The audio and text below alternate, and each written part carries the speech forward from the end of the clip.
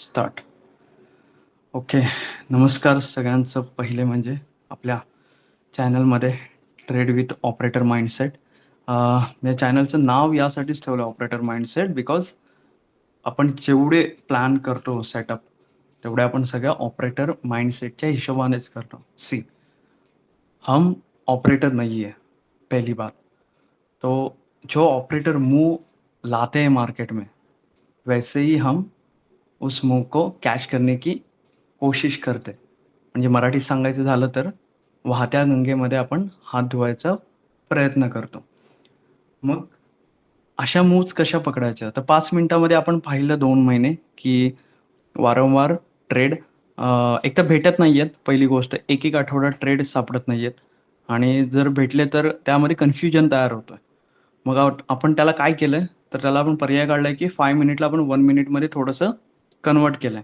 पण 1 मिनिटमध्ये इतक्या स्पीडनी सगळं होतं ना, की ऑपरेटरचा तो माइंडसेट कॅच करायला थोडासा आपल्याला प्रॉब्लेम येतो. मग त्याच्यासाठी फक्त आपण एकच इंडिकेटर यूज करणार आहोत, ज्याचं नाव आहे EMA. ठीक आहे. एक्सपोनेन्शियल मूव्हिंग ॲव्हरेज, जो की मी इथे हा लावलाय. हा CPR आहे. जो CPR मी फक्त मिडल, पिवोट आणि डे हाय, डे लोसाठी वापरतो. तो आता बंद करतो. आपण फक्त EMAवर फोकस करूया. आता जितके काही आपण आतापर्यंत ट्रेड केलेत, ते बाकी आपल्या सगळ्या YouTube चॅनलला अवेलेबल आहेत. जितके काही ट्रेड केले, जी आपली जर्नी चालू आहे, ती सगळी तुम्हाला अवेलेबल तिथे भेटेल. आता आपण फोकस करूया आजच्या ह्याच्यावर, की आपण 1 मिनिटमध्ये ऑपरेटर माइंडसेटने ट्रेडिंग कशी करतो. फर्स्ट मी पहिले लेवल्स सगळ्या काढून टाकतो. ठीक आहे. सगळं डिलीट केलंय. आता आपण जाऊया मागे. ऑलराईट.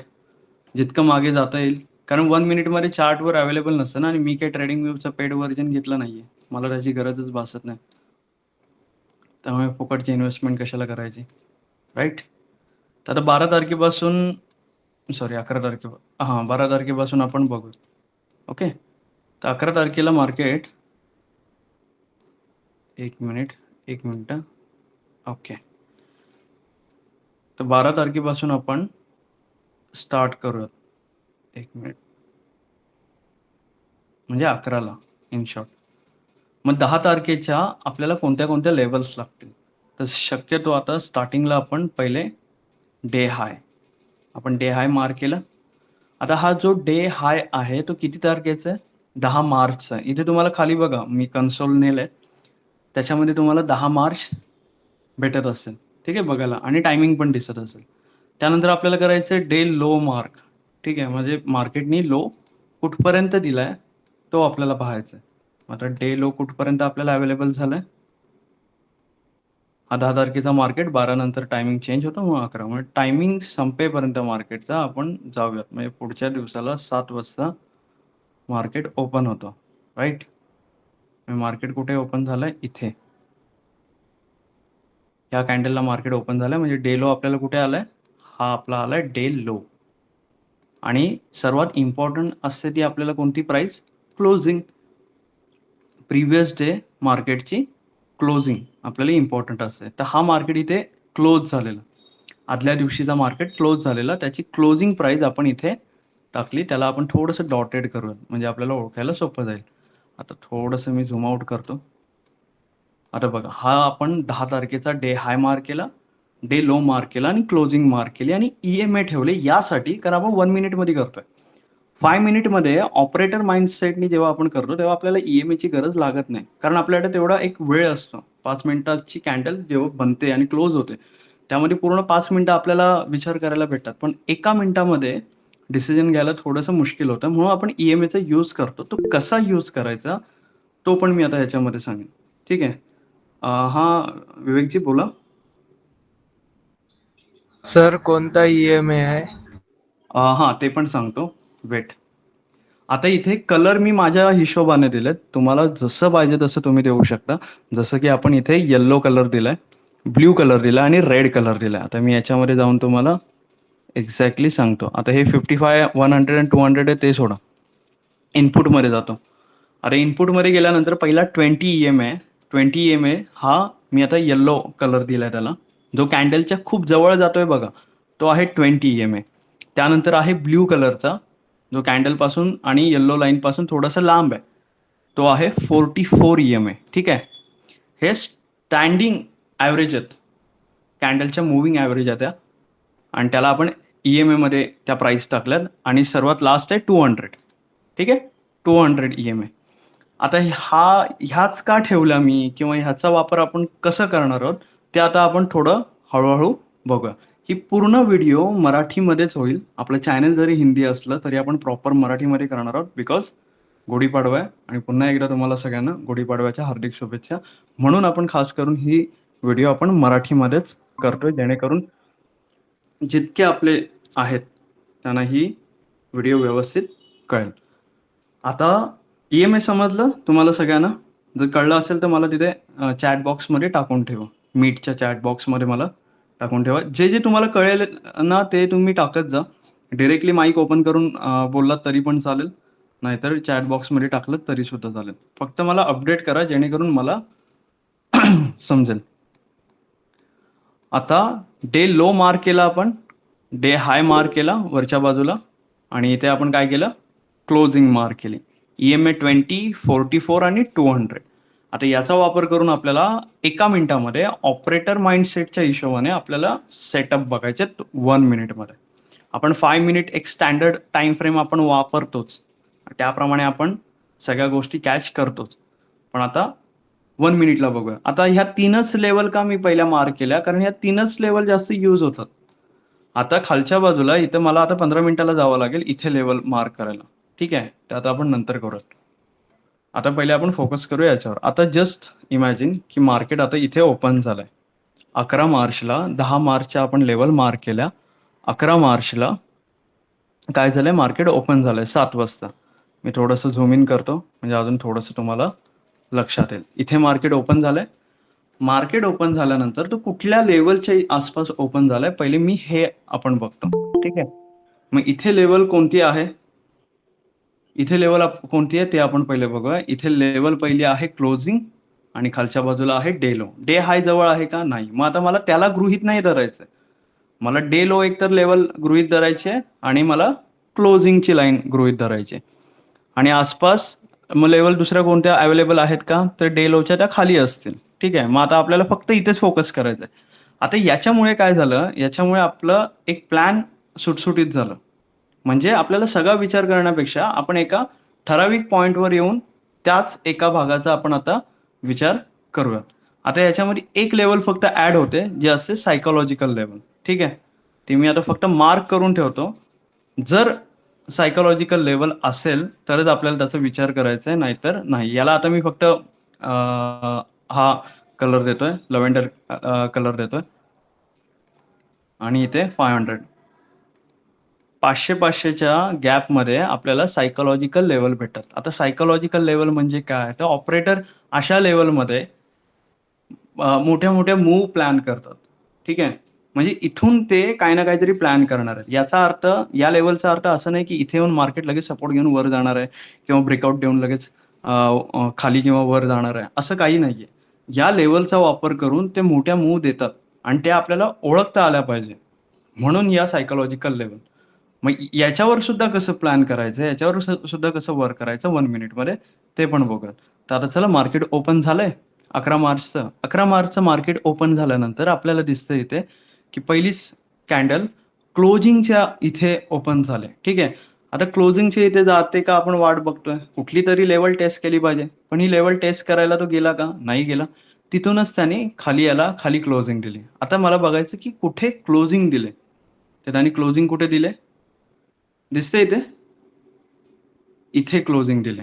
ठीक आहे, आता त्याने खाली क्लोजिंग दिले. आता खाली क्लोजिंग दिल्यानंतर इथे बघा क्रॉस ओव्हर झालाय. आता हा क्रॉस ओव्हर मोस्टली कुठला आहे, 20 आणि 44चा दिसतोय.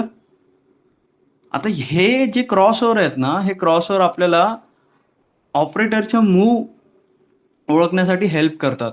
कारण आफ्टर क्रॉस ओव्हर मार्केट एक मोठी मुवमेंट देतो, कारण ॲव्हरेजमध्ये फ्लक्च्युएशन येतात. ठीक आहे, एक स्टँडर्ड ॲव्हरेज चालतो. म्हणजे आता जर कॅन्डल याच्या खाली असतील, आता खाली आहेत ना, या 20 जो EMA आहे त्याच्या खाली आहे, 44 EMAच्या खाली आहे आणि हा 200 EMA. हा स्टँडर्ड EMA पोझिशन झाली 20, 44 आणि 200.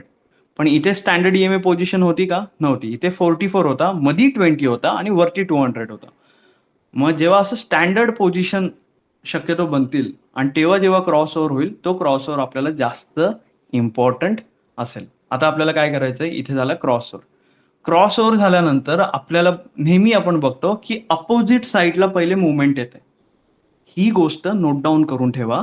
जेव्हा पण क्रॉस ओव्हर होतो ना, सगळ्यांना वाटतं की क्रॉस ओव्हर झाल्या मार्केट त्या डिरेक्शनला मूव्ह देतं. म्हणजे क्रॉस ओव्हर या बाजूला झालाय, तर आतापर्यंत जे तुम्ही शिकलात त्याचं थोडंसं उलटं करायचं. काय होतं की क्रॉस ओव्हर झाल्यानंतर आपण काय शिकलोय, की मार्केट डाउन साईडला डिरेक्शन देतं. पण तसं झालंय का? नाही. मार्केट कुठे गेलंय? अपसाईड डिरेक्शनला. मग ही जी प्रोसेस आहे ना, ह्यालाच बोलतात ऑपरेटरचा माइंडसेट. म्हणजे ऑपरेटर तुमच्या माइंडसेट सोबत खेळतो. आता 1 मिनिटमध्ये क्रॉसओव्हरमुळे आपल्याला ईझी झालं प्रेडिक्ट करणं. आपण प्रेडिक्ट करतो. आपण ह्याच्यावर डायरेक्टली ट्रेड नाही करत आहे. जस्ट हा आपल्याला एक इन्फॉर्मेशन देतोय, की इथून मार्केटमध्ये आता चेंजेस व्हायला सुरुवात होणार आहेत. आता आपल्याला त्या मूव्हमेंटला पकडायचंय. नीट ऐका मी काय सांगतोय, कारण तुम्हाला ह्या गोष्टी लिहून पण घ्यायच्यात आणि जर नाही समजल्या, तर मला मीटमध्ये तुम्ही चॅट बॉक्समध्ये मेन्शन करा किंवा डायरेक्टली माईक ऑन करून विचारलं तरी पण चालेल. आता इथे झाले क्रॉसवर. क्रॉसवर झाल्यानंतर कुठे झालं बरं? कुठल्या कॅन्डलला झालं ते बघूयात. ह्या रेड कॅन्डलला इथे क्रॉसओव्हर झालं. ही क्लोज जेव्हा होईल, म्हणजे ही क्लोज जेव्हा झाली असेल, ती कॅन्डल क्लोज झाल्यानंतर हा क्रॉसओव्हर कन्फर्म झाला. आता क्रॉसओव्हर कन्फर्म झाल्यानंतर आपल्याला माहिती आहे की एक अपोजिट साइड मुवमेंट येते. पण ती कधी येईल तुम्हाला माहिती आहे का? नाही. मग आता काय झालं असेल? ते इथे कोणीतरी आपलं आरामात सेल केलं असेल. गेला पण असेल खाली आणि परत आता रिव्हर्स मारला. मी काय सांगितलं? क्रॉसओव्हर झाल्यानंतर एक अपोजिट कॅन्डल बनली पाहिजे. एक अपोजिट रॅली आली पाहिजे. मग जर क्रॉसओव्हर हा डाउन साइड होत असेल, तर त्याच्या अपोजिट रॅली कुठे आहे? वर. मग वरची रॅली बनली का? तर हो. वरची रॅली इथे आपल्याला बनलेली आहे. मग आता वरची रॅली बनते ना, बघत बसायचं. आता ह्याच्यामध्ये नीट ऐका मी काय सांगतो. आता वरची रॅली झाली. आता इथून मी आपला ट्रेड प्लॅन करणार. कसं? जसा हा अपोजिटला जाईल, एकतर आपल्याला डाउन साइड ट्रेड भेटेल, नाहीतर अप साइड. पहिले आपण अप साइडचं बघूयात. अपोजिट गेल्यानंतर एक रिट्रेसमेंट येईल. ती रिट्रेसमेंटचा जर हाय त्यांनी ब्रेक केला, त्या रिट्रेसमेंटचा त्यांनी हाय ब्रेक केला, तर मार्केट अप साइडला जायचे चान्सेस वाढतील. आणि जर अप साइडला तो नाही गेला, तर तशीच रॅली तो कंटिन्यू करेल डाउन साइडला, कारण इथे लिक्विडिटी तुम्हाला अवेलेबल आहे. आणि त्याच्या पण खाली अजून जाऊ शकतो. पण आता आपण इथपर्यंत समजूया. ही कन्सेप्ट कळली का जी सांगितली ती? ही जर कळली असेल तुम्हाला, तर आपण आता इथे दाखवतो. बघा इथे अपोजिट मुवमेंट आली. अपोजिट मुवमेंट आल्यानंतर इथून आपल्याला रेड कॅन्डल भेटली. म्हणजे रिट्रेसमेंट आलं. आता रिट्रेसमेंट आल्यानंतर जसं याला ब्रेक करेल मार्केट, आपल्याला इथे बाईंग ऑर्डर लावायचे. जे तुम्ही 1 मिनिटामध्ये बघता, की जसे मी ट्रेड टाकतो, कसे ट्रेड टाकतो 1 मिनिटमध्ये आणि कसे लाँग करतो, याचा अंदाज तुम्हाला आता ॲक्युरेट येईल. इथे ट्रेड टाकतो आणि इथून मग आपण लाँग करतो. कधीपर्यंत? जोपर्यंत एस-एल ट्रेलिंग एस-एल हिट होत नाही, तोपर्यंत आपण एस-एलला नेत सुटतो. जितका जाईल तितका आपण खेचत नेतो. ठीक आहे. कधी-कधी कॉस्ट टू कॉस्ट जातो. कधी-कधी तो ट्रेड आपला चांगला चालतो. आता इथे आपल्याला ट्रेड भेटला का? नाही. मग ही जी रेड कॅन्डल झाली ना, याच रेड कॅन्डलच्या इथे, याच रिट्रेसमेंटला आता याचा पण एक रिट्रेसमेंट आला. हा आला, हा आला. असा जर वर नाही गेला आणि हा याला ब्रेक करायला खाली आला, इथे एम पॅटर्न वगैरे काय नसतं. 1 मिनिटामध्ये पॅटर्न काही नसतं. 1 मिनिटमध्ये एक डिरेक्शन असते. त्या डिरेक्शनला तुम्हाला ओळखायचंय, तरच तुम्हाला ऑपरेटरचा माइंडसेट कळेल. आता इथे काय झालंय? वरच्या बाजूला त्यांनी ब्रेक केलं? नाही. पण डाउन साइडला मात्र जो रिट्रेसमेंट आला होता, त्याला डाउन साइडला इथे काय केलंय? क्लोज केलंय. आता मी थोडंसं अजून झूम इन करतो. आता इथे झाला आपला हा ट्रेड ॲक्टिव्हेट. इथे झाला आपला ट्रेड ॲक्टिव्हेट. याच्यावरती राहिला आपला हा एस-एल. याच्यावरती राहिला आपला एस-एल आणि टार्गेट कुठे राहणार आपला? ऑब्व्हियसली जी लिक्विडिटी असेल तो किंवा नेहमीप्रमाणे जर लिक्विडिटी तुम्हाला लॉंग करता येत असेल तर आपण 1:2 तर मिनिमम आपण 1:2 घेतो असं आपण समजूया. पण जशी ही लिक्विडिटी ग्रॅब होते, आपण काय करणार याला? कॉस्ट टू कॉस्ट आणण्याचा प्रयत्न करणार. आता काय झालं इथं कॉस्ट टू कॉस्ट आलं आणि आपला एस-एल इथे कॉस्ट टू कॉस्ट गेला. असं इमॅजिन करूयात आपण इथे आपला एस-एल कॉस्ट टू कॉस्ट गेला. कारण जी मेन लिक्विडिटी आहे, तिथे एस-एल आपला कॉस्ट टू कॉस्ट गेलेला आहे. आणि डे लोच्या इथूनच त्यांनी मार्किंग केलेलं आहे. त्यामुळे आपण टार्गेट इथे मोठाच ठेवणार. आपण इथे टार्गेट ठेवणारच नाही की आपल्याला इथे बुकिंग करायची. आपण त्याच्या खालीच ठेवणार. कारण डे लो पासून तो बाउन्स घेतोय याचा अर्थ तो त्याला ब्रेक करणार. पुढे जाऊन ब्रेक केलंय तो सोडून द्या विषय. आता केलं का? नाही. म्हणजे रूल्स आहेत ना ते आपल्याला फॉलो करायचे आहेत. मी नेहमी सांगतो जेव्हा लाईव्ह ट्रेड मी तुमच्यासोबत करत असतो, तेव्हा मी नेहमी सांगायचा प्रयत्न करतो की आपल्याला एस-एल ट्रेलिंगवर फोकस करायचं आहे. आणि एस-एल ट्रेलिंग काय आहे? हेच जे आता तुम्ही बघताय. जसं की 1 मिनिट ओके. जसं की 1:1 झाल्यानंतर आपण नेहमी लक्षात ठेवा 1:1 जसा हा लो ब्रेक झाला आपण एस-एल ट्रेल करतो. आठवा तो प्रत्येक ट्रेड जेव्हा मी नेहमी तुम्हाला सांगत असतो जसा हा क्लोजिंग इथे आपल्याला भेटेल तसं आपल्याला एस-एल ट्रेल इथे करायचंय. एस-एल ट्रेल केला हा झाला आपला cost to cost trade hit. आता इथे काय असं बरं झालं की हा ट्रेड इथे आपला फेल झाला किंवा असं काय झालं की हा ट्रेड आपण परफेक्ट घेतला? कारण ट्रेड तर परफेक्ट आहे ना. तुम्हाला डिरेक्शन एका एका कॅन्डलमध्ये तुम्हाला डिरेक्शन भेटली 1:1. आता तुम्ही बोलत असाल, "अरे 1:1 भेटतंय तर चांगली गोष्ट आहे. मग आपण बुक का नाही करायचं?" नाही करायचं. कारण 1:10, 1:8, 1:7 म्हणजे माझ्याकडे जर $10 मी लावत असेन US 100 मध्ये किंवा डाव जोन्समध्ये, तर माझा त्यानी प्रॉफिट किती होऊ शकतो? $100, $80, $70 मी याच्यावरच फोकस करणार ना. $10 लावून जर मला $10च भेटत असतील, तर त्यामध्ये काही कोणाचाच फायदा नाहीये. आज ना उद्या ते दोन्ही $20 सगळे जाणार आहेत. जर मी 1:1 नी चाललो तर. कारण कधीतरी एस-एल जाणार आहे. पण जेव्हा जो एस-एल जाईल ना, तेव्हा आपला इतका छोटा गेला पाहिजे, की त्याने आपल्याला फरक नाही पडला पाहिजे. मग असे कॉस्ट टू कॉस्ट ट्रेड आपल्याला त्या मार्केटला द्यावे लागतील. आता याच्यानंतर काय बाबा माइंडसेट राहील आपला? काही नाही. इथून सोडून द्यायचं कारण इथे आपल्याला त्यांनी पूर्णपणे कन्फ्यूज केलंय या मार्केटमध्ये, की डे लो पासून जर तो सपोर्ट घेतोय, तर आपल्याला माहिती आहे की तो खाली जाणार आहे. पण तो कसा जाणार आहे हे तो आपल्याला सांगत नाहीये किंवा तो शो करत नाहीये. याचा अर्थ अशा मार्केटला आपल्याला आता अव्हॉइड करायचं. चान्स दिला, आपण घेतला ट्रेड. पण काय झालं? कॉस्ट टू कॉस्ट आला. आपण त्या ट्रेडला अव्हॉइड केला. आता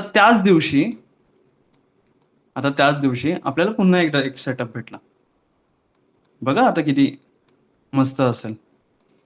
त्याच दिवशी आपल्याला एक पुन्हा ट्रेड भेटला. आता तो ट्रेड बघा कसा आहे. आता हा स्टँडर्ड EMA क्रॉसओव्हर इथे झालाय का? नाही झालाय. आता कधी, कुठे आणि कसं झालंय ते बघूयात. आता इथे क्रॉसओव्हर झालाय. आता मी तुम्हाला EMA का मी तुम्हाला वापरायला सांगतोय? आता मी विदाऊट EMA सुद्धा डायरेक्टली ट्रेड करू शकतो. बिकॉज प्रॅक्टिस आणि एक्सपिरियन्स. बट EMA यासाठी तुम्ही यूज करा किंवा आपण करायचंय कारण EMAवर तुम्हाला एक डिरेक्शन कळेल. कारण जसं EMA वर्क करेल त्याच्या अपोजिट मूव्ह व्हायला सुरुवात होतील आणि तिथे एक कन्सेप्ट तयार होईल, तिथे एक प्रक्रिया सुरू होईल आणि त्या प्रक्रियेनुसार मार्केट तिथे एस-एल घेईल आणि त्याची डिरेक्शन कंटिन्यू करेल. जसं की इथे क्रॉसओव्हर झालाय. कुठे झालंय? कुठल्या कॅन्डलला झालाय? या. आता याच्यानंतर रेड कॅन्डल कुठे आले बाबा? तर ही रेड कॅन्डल आपण पकडू शकतो का? कारण ह्याला विक जास्त आहे. मी नाही पकडणार याला. बरं तर चला इथे आपण नाही पकडली. त्यानंतर मग कुठे रेड कॅन्डल आले? इथे रेड कॅन्डल आले. दिसते? इथे रेड कॅन्डल आले. आता इथे रेड कॅन्डल आले याचा अर्थ आपल्याला आता डिरेक्शन कशी आहे? या टाइपमध्ये एक तर ट्रेड भेटेल, नाहीतर मग कशा पद्धतीने? या डिरेक्शनमध्ये. ठीक आहे? या डिरेक्शनमध्ये. डायरेक्टली अजून एक सांगतो, ही चुकी करू नका, की अशी रेड कॅन्डल झाल्या जर त्याचा लो ब्रेक होतोय, तर आपल्याला ट्रेड घ्यायचा नाही आहे. आपल्याला ट्रेड घ्यायचंय का? नाही. मग आता इथे आपल्याला काय बघायचंय? काय दिसतंय इथे मला नीट सांगा? की इथे डाउन साइडला आता अप साइडचं बघूयात. आता अप साइडला ट्रेड ॲक्टिव्हेट झालाय का? तर इथे दाखवतोय हो पण आणि नाही पण. इतका कट टू कट झालाय. पण कधी-कधी MT5 काही जणांचे ट्रेड ॲक्टिव्हेट होतात, काही जणांचे नाही होत. आता हे जे मिसमॅच झालंय ना, इथे थोडंसं तुम्हाला सहन करावं लागणार, इथे लॉस होणार. आता पकडूया की इथे माझा ट्रेड हा ॲक्टिवेट झालाय, ठीक आहे. पण आता हा ट्रेड मी टाकणार आहे का, पहिले ते पण बघूया. पहिली गोष्ट म्हणजे स्टँडर्ड EMA पोझिशन आहे का, नाही आहे पहिली गोष्ट. तरी पण आपण ट्रेड टाकू शकतो बरं. पण मी इथे स्टँडर्ड EMA आहे का, सुरुवातीला जर तुमची स्टार्टिंग असेल तर स्टँडर्ड EMA आहे का, तर नाहीये. मग पहिली गोष्ट स्टँडर्ड EMA नाहीये याचा अर्थ तो डिरेक्शन चेंज करणार आहे, आणि डिरेक्शन चेंज करण्यासाठी नेहमी जेव्हा क्रॉसओव्हर होतो तेव्हा एक रिट्रेसमेंट प्रॉपर आपल्याला पाहिजे असते. कोणती रिट्रेसमेंट? एक नेहमी लक्षात ठेवा, कधी पण जेव्हा क्रॉसओव्हर उलटे फिरतात. आता स्टँडर्ड EMA आपण बघितला क्रॉसओव्हर कसा आपण वर्क केला. आता हा 20 EMA 44 ला क्रॉस करून आतमध्ये गेलाय. मतलब काय काय झालंय इथे? ॲव्हरेज चेंज झालंय ना. 20 आत गेलाय, 44 आता बाहेर आलाय. मग अशा वेळेस तुम्हाला जो आता मी प्लॅन सांगितला तो वर्क नाही करायचा आहे. तरी पण मी आधी तुम्हाला सांगितलं की असं वर्क आपण करणार. कारण कधी-कधी लक्षात नाही येत. आपण त्या फ्लोमध्ये जातो आणि तो ट्रेड सेटअप टाकतो. नंतर मी विचार करतो, "अरे बापरे! असं नव्हतं करायचं. उगाच हा ट्रेड टाकला." या गोष्टी व्हायला नको म्हणून जेव्हा पण तुम्हाला स्टँडर्ड EMA पोझिशन नाही दिसणार, नेहमी लक्षात ठेवा 44 EMA नेहमी मिडलला असला पाहिजे. आता इथे मिडलला कोणता आहे? 20 EMA म्हणजे येलो लाईन आले. मग आता हा आपला स्टँडर्ड EMA नाही. मग आता काय करायचं? जोपर्यंत असे क्रॉसओव्हर झाल्यानंतर या 20 या 44 EMA पासून जोपर्यंत मार्केट बाउन्स घेत नाही.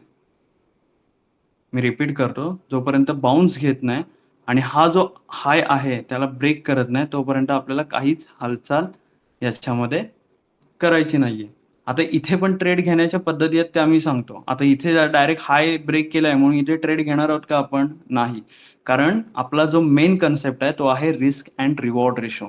जितका रिस्क कमी आणि रिवॉर्ड जितका जास्त तेवढा आपला प्रॉफिट मेंटेन राहील. आपला लॉस कमी राहील, आपला प्रॉफिट मेंटेन राहील.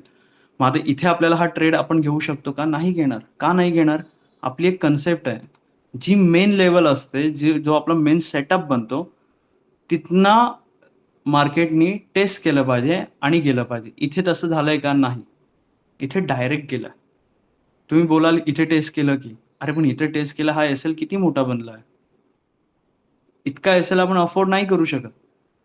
डाव जोन्स असू द्या किंवा US 100 असू द्या, मतलब नॅस्डॅक असू द्या. त्याच्यामध्ये आपल्याला फक्त आणि फक्त काय हवंय? 30, 40, भारीत भारी 50 याच्यावरती जर एस-एल असतील, तर बाबा त्या ट्रेडला हात लावायचाच नाहीये. त्याच्यामध्ये risk and reward ratio maintain होणारच नाही. कारण रोज काय तुम्हाला 700 आणि 800 पॉइंटची रॅली भेटणार आहे का? नाही. पण रोज तुम्हाला कमीत कमी 150 ते 200 पॉइंटची रॅली भेटू शकते. म्हणजे 30 पॉइंटचा तुमचा जर एस-एल असेल, तर 3 इंटू समथिंग 8 करा. 240 या 200 पर्यंत जर गेला, तर 1:8 या 1:5 या 1:6 हा रेशो तुम्ही मेंटेन करू शकाल, जेव्हा तुमची ती रॅली कंटिन्यू होईल. मग इथे आपला हा आता सेटअप झालाय का? नाही झालाय. मग आपण याला सोडून देणार ऑब्व्हियसली परत एकदा. आता येऊया पुन्हा एकदा. आता आपण पुन्हा एकदा आलो. आता हा सेटअप माझा इथे बनला का? नाही. इथे पकडूयात, इथे मी चूक केली, माती खाल्ली. इथे मी माती खाल्ली, इथे ट्रेड घेतला, इथे मला लॉस झाला. मी आता फोमोमध्ये आलोय. आता मी फोमोमध्ये येऊन इथे पण चूक करणार. इथे ट्रेड टाकणार, 1 आपलं मसुबी, इथे एस-एल लावणार, इथे हे करणार आणि जोपर्यंत एस-एल हिट होतोय तोपर्यंत इथे गप्प बसणार. हे सुद्धा आपण करणार. कारण सायकॉलॉजी मी नेहमी सांगतो, ऑपरेटरला ओळखा. जर तुमचा एकदा जर तो एस-एल घेतोय याचा अर्थ आपण चुकतोय. तुमचा लॉस होतोय याचा अर्थ तुम्ही चुकताय. म्हणजे तुम्ही त्यांची लिक्विडिटी बनताय. कुणाची? ऑपरेटरची. मग ऑपरेटरची जर तुम्ही लिक्विडिटी बनताय, तर त्या क्षणी तुम्हाला थांबणं गरजेचं आहे. किंवा थांबून ॲक्युरेट ओळखणं गरजेचं आहे, की तुमचा इथे एस-एल का गेला. ठीक आहे. मग आता इथून 200 ला गेला तो. आता ही सायकॉलॉजिकल लेव्हल पण आहे. इथे जर तुम्हाला ओळखायचं असेल, तर सायकॉलॉजिकल लेव्हलनी सुद्धा तुम्ही व्यवस्थित ओळखू शकता. पण आता मी लेव्हल्समध्ये नाही जात. मी जस्ट तुम्हाला नॉर्मली कळावं, एक नॉर्मल इन्सान पण ट्रेड करू शकेल. एक नॉर्मल माणूस पण ट्रेड करू शकेल म्हणून तुम्हाला सांगतोय. आता इथून काय झालं? पुन्हा एकदा क्रॉसओव्हर झाला. आता तुम्ही मला चॅट बॉक्समध्ये सांगा, हा क्रॉसओव्हर कुठला क्रॉसओव्हर आहे? 20 खाली आहे, मधी 44 आहे आणि 200 आहे. मिडलला 44 आला. क्रॉसओव्हर झाल्यानंतर मिडलला 44 आला, म्हणजे याचा अर्थ हा क्रॉसओव्हर आपल्याला परफेक्ट बसला, राईट. हा क्रॉसओव्हर आपल्याला परफेक्ट बसला. आता याच्यामध्ये व्यवस्थित एक गोष्ट समजून घ्या. क्रॉसओव्हर होण्याच्या आधी क्रॉसओव्हर कुठे झाला, कुठल्या कॅन्डलला झाला ते बघूयात. सी, या रेड कॅन्डलला क्रॉसओव्हर झालाय, स्टँडर्ड क्रॉसओव्हर इथे झालाय. पण याच्या आधीच एक रॅली बनलाय, एक रिट्रेसमेंट आले. ही रिट्रेसमेंट तुम्हाला ओळखता आली पाहिजे. जर इथे क्रॉसओव्हर होतोय आणि त्याच्या आधी तुम्हाला दिसते एक रिट्रेसमेंट आले, तर इथे एक आपला हा खूप प्रो ट्रेड आहे. तरी पण मी सांगण्याचा प्रयत्न करतो, पण हा खूप प्रो ट्रेड आहे. याला ओळखायला तुम्हाला खूप प्रॅक्टिस लागेल, खूप मार्केट तुम्हाला करावे लागतील, तेव्हा हा गणित तुम्हाला कळेल. आता इथून काय झालं, 44 पॉईंटचं समथिंग तुमचा, एक मिनिट, 44 पॉईंटचं समथिंग तुमचा इथे SL आला. हा इथे ट्रेड तुमचा इनिशिएट झाला याच्या खाली, ठीक आहे. पण हा प्रो ट्रेड आहे, मी तेही सांगतो आधीच. आता इथून तुम्ही पहिला ट्रेल कुठपर्यंत करत जाल तेही मी सांगतो. आता तुमची ट्रेलिंग हिट होईल माझ्या मते, ही जी ग्रीन कॅन्डल आहे ना, ह्या ग्रीन कॅन्डलचा लो कुठे ब्रेक झालाय, इथे ब्रेक झालाय. त्यानंतर या ग्रीन कॅन्डलचा लो ब्रेक झालाय का, नाही. जसं ग्रीन कॅन्डल बनत जाईल आणि त्याचा लो ब्रेक होईल, एक मिनिट, त्याच्यावरती आपण SL प्लॉट करतो. म्हणजे हा SL कुठे गेला, इथे. म्हणजे इतका मोठा ट्रेड प्लॅन करून तुम्हाला किती भेटले इथे, 1:1. आणि हा गेला कुठपर्यंत, इथपर्यंत. आता तुम्ही बोलाल आपण इथपर्यंत टार्गेट नाही का घेऊ शकत, नाही, पॉसिबलच नाही. तुम्ही जर प्रॉपर माइंडसेट, ऑपरेटर माइंडसेटनी जात असाल, तर तुम्हाला त्या गोष्टी फॉलो कराव्या लागतील. एकतर व्यवस्थित केलं तर तुमचा लॉस होणार नाही, आणि प्रॉपर जर सगळं फॉलो व्यवस्थित केलं तर तुम्हाला चांगला रेशो भेटेल, ठीक आहे. हा झाला प्रो ट्रेड. आता चालूयात जे मी तुम्हाला आता मगाशी शिकवलं त्याप्रमाणे, की क्रॉसओव्हर झाल्यानंतर आपल्याला एक रिट्रेसमेंट पाहिजे. रिट्रेसमेंट झाली, कुठे झाली, इथे झाली. मग हा सेटअप आता आपल्याला कुठे लावायचा आहे, आता जशी ग्रीन कॅन्डलचा वरती हाय ब्रेक होईल, आपल्याला हाय बाजूला, म्हणजे जसं ही रेड कॅन्डल आली, आता जर वर गेला तो, तर आपल्याला वरच्या बाजूला ट्रेड घ्यायचा आहे. पण वरच्या बाजूला ट्रेड आता भेटेल का आपल्याला, नाही. जसं इथे आपण इथे प्लॅन करत होतो, जसा हा हाय ब्रेक झाला असता आपण इथे ट्रेड केला असता, पण डाऊन साईडला भेटला. ॲज इट इज इथे आपल्याला डाऊन साईडला हा ट्रेड भेटला. याचा SL कुठे येईल बरं, याचा SL आला इथे, एक मिनिट, याचा SL आला आपला इथे. हा पण किती आला, 44. मी म्हटलं ना, मॅक्झिमम 50 पॉईंट आपल्याला आरामात भेटतात. आता इथून आल्यानंतर हा याचा SL आपल्याला आता म्हणजे किती आपला ह्याला ट्रेल करू शकतो, तर आता नीट बघा. इथून ग्रीन कॅन्डल परत आली, त्याचा लो इथून ब्रेक झाला, इथे दिसतोय. मी जरा ह्याला मोठा करतो. इथे ग्रीन कॅन्डल आली आणि याचा लो ब्रेक झाला. तसा तुमचा हा जो SL आहे ना, तो याच्या वरती इथे आला. कॉस्ट टू कॉस्ट पासून एक 9 पॉईंट समथिंग कमी. तेवढा छोटे छोटे लॉस तसेच होतात, पण प्रॉफिट झाला तर एकदम मोठा. हा इथे लास्ट ट्रेल झाला, त्यानंतर पुन्हा ग्रीन कॅन्डल बनली आणि त्याचा लो ब्रेक झाला का नाही, येऊन काय झालं, डिरेक्टली तुमचा cost to cost SL hit झाला. म्हणजे इथे तुम्ही प्रॉफिटमध्ये राहिलात, इथे प्रॉफिटमध्ये राहिलात 1:1. अगर आपने मतलब जर तुम्ही हा प्रो ट्रेड इथे घेतला असेल तर तुम्ही प्रॉफिटेबल राहिलात. पण इथे काय झालं, इथे तुमचा कॉस्ट टू कॉस्ट SL गेला, थोडासा लॉस आपण पकडूयात. आता हा दिवस आहे 11 मार्चचा, 10 वाजलेत. 10 नंतर आता पुन्हा एकदा एक रॅली आपल्याला बघायला इथे भेटले. आता ही रॅली व्यवस्थित समजून घ्या. मगाशी मला ही रॅली इथून व्यवस्थित तुम्हाला समजवता आली नाही. ही जी रॅली झाली ना, ही रॅली मला तुम्हाला व्यवस्थित समजवता आली नाही, पण आता ही रॅली मला तुम्हाला व्यवस्थित समजवता येईल. आता इथे बघा, क्रॉसओव्हर कुठल्या बाजूला झालाय, स्टँडर्ड EMA पोझिशनमध्ये झालंय का, नाही झालंय. काय आलंय, याच्यावर टॅप केल्यानंतर वर गेलं पाहिजे. इथे तुम्हाला सेटअप भेटलाय का, नाही भेटला. तो काय केलाय त्यांनी, डिरेक्टली त्यांनी ब्रेक केलंय. पण इथे तुम्हाला एक ट्रेड भेटू शकतो, जो ट्रेड आहे सेम ॲज इट इज, जो प्रो लेवलला आहे, तो तुम्हाला हळूहळू शिकवावं लागेल. जसं की इथे हा ट्रेड आपण अवॉइड केला, का अवॉइड केला? कारण इथून तो डिरेक्टली गेला. ठीक आहे, समजू शकता ना मी काय बोलतोय? इथून तो डिरेक्टली गेला म्हणून आपण हा ट्रेड अवॉइड केला. पण जर तुम्ही प्रो झालात, की हा सुद्धा ट्रेड तुम्ही इझिली पकडू शकाल आणि कुठून पकडाल ते आता तुम्हाला हळू समजायला लागेल. जसं मी आता तुम्हाला हा एक्सप्लेन करेल. आता इथे नीट लक्ष द्या. हा नीट सेटअप माइंडमध्ये फिक्स करा. हा नीट फिक्स करा. झालं फिक्स? काय झालं? इथून 44 वरून क्लोजिंग आली. नंतर मग याला ब्रेक केलं 44 ला. Another green candle closing and then same as it is इथे पण काय झालंय? आलाय. आपल्याला माहिती आहे ना, हा क्रॉसओव्हर झाल्यानंतर तो 20 आणि 44 ला भेटायला येतो. आणि देन मग आपल्याला ती मुवमेंट भेटू शकते. ठीक आहे. मग आता इथून आपण हा सेटअप कसा प्लॅन करणार आहे ते बघा. आता इथे ग्रीन कॅन्डल जी तयार झाली, एक तर याचा हाय किंवा इथेच बघा एक ग्रीन कॅन्डल पुन्हा एकदा तयार झालंय. याच ग्रीन कॅन्डलचा हाय मी इथून पकडला. याचा एसएल मी मॅक्स 50 पॉईंट इथे लावला. पहिला टार्गेट माझा झाला हा. जसा हा टार्गेट माझा हा झाला, मी याला यांनी काय केलं? Cost to cost. 1 मिनिट हा गाईज.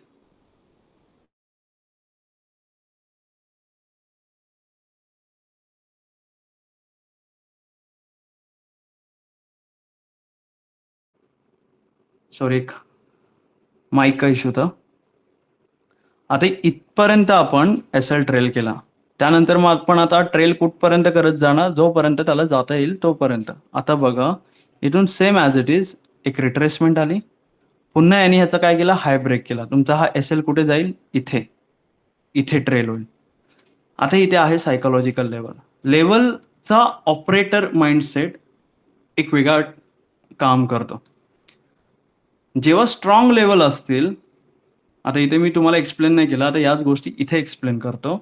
जेव्हा स्ट्रॉंग लेवल असतील आणि स्ट्रॉंग लेवलच्या आधीच जर तुम्हाला रेजिस्टन्स दिसत असेल,